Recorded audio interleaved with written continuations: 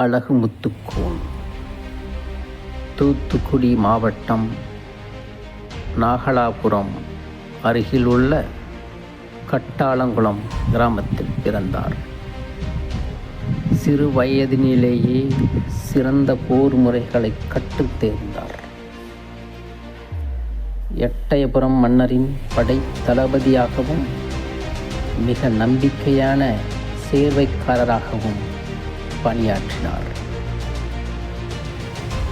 வியாபாரம் செய்ய வந்த ஆங்கிலேயர்கள் நாட்டின் மீது அதிகாரம் செலுத்தி வரி வசூலிக்க முயன்றதை அழகுமுத்துக்கோன் கடுமையாக எதிர்த்தார்.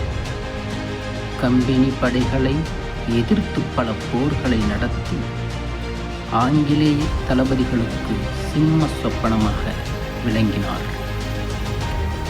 1759 ஆங்கிலேய படைகளுக்கும் அழகுமுத்துக்கோனின் படைக்கும் இடையே கடுமையான போர் நடைபெற்றது.